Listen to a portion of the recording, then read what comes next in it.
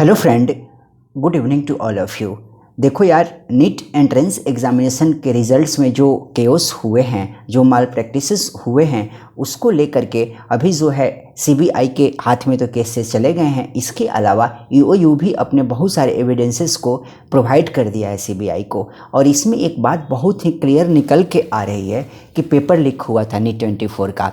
अब क्वेश्चंस ये है कि क्या रीनीट होगा या नहीं होगा। बट ये तो, और देखो, सिर्फ ये पटना की बात नहीं है कि पटना में ही पेपर लीक हुआ था। इसके अलावा आप गुजरात पकड़ लो, राजस्थान पकड़ लो, हरियाणा पकड़ लो, इवन महाराष्ट्र पकड़ लो। इसके अलावा भी कुछ स्टेट्स है, वहाँ पे सर्कुलेट पेपर हुए हैं। जो जलाया हुआ पेपर जो है मिला है, उसमें से 68 क्वेश्चंस कंप्लीटली मैच कर रहे हैं ओरिजिनल पेपर से। आप जो लीक किया था वो भी बोल रहा है कि हाँ, पेपर वही था जो पेपर 5 मई को जो है स्कूल में प्रोवाइड किए गए थे। हम लोग को जो प्रोवाइड किए थे दोनों सेम पेपर्स था।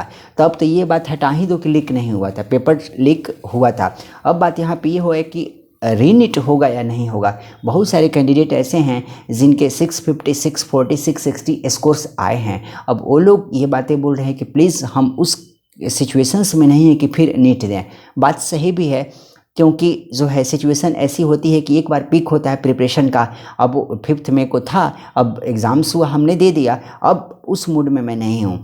बट इसका जो एक दूसरा पहलू है, पहलू ये है कि अरे यार, इस लेवल पे जब पेपर लीक हुआ है तो अब कैसे जस्टिस कैंडिडेट को मिलेगा। अब यहाँ पे तो बात ये है नहीं कि हाँ चलो ग्रेस मार्क्स दे करके करवा दे। अगर ग्रेस मार्क्स हटा करके भी आप करवा रहे हो ना, तो रैंक पे बहुत इम्पेक्ट पड़ेगा, और अगले साल पता नहीं क्या क्या होगा। You even don't think about that कि अगली बार क्या होने वाला है।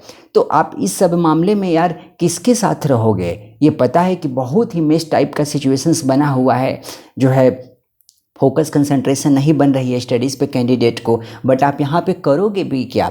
आप यही डिसीजंस ले सकते हो कि कोई ऐसा एक डिसीजन निकले जहाँ पे कि सभी कैंडिडेट एक साथ हो और सबको एक बोल सकते हो कि आप ट्रांसपेरेंट वे में सबको बेनिफिट हो, उससे सबको इंसाफ मिले, सबको जस्टिस मिले। तो देखो, उसके लिए तो आप रीनीट की ही बातें कर सकते हो। आप ऐसे भी अगर कह रहे हो कि ग्रेस मार्क देकर के हम ही कर दें, तो अंदर तक कितने दूर तक माल प्रैक्टिसिंग हुआ है उससे वो पता चल नहीं पाएगा।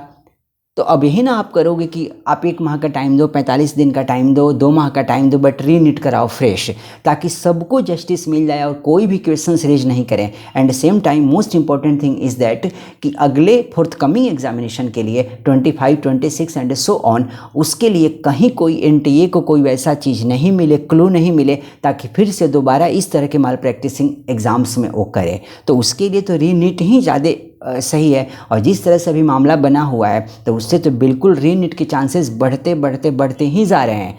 देखो क्या होता है। आप क्या मानते हो इस वीडियोज़ के बारे में, आप कमेंट सेक्शन में ज़रूर मेंशन करना।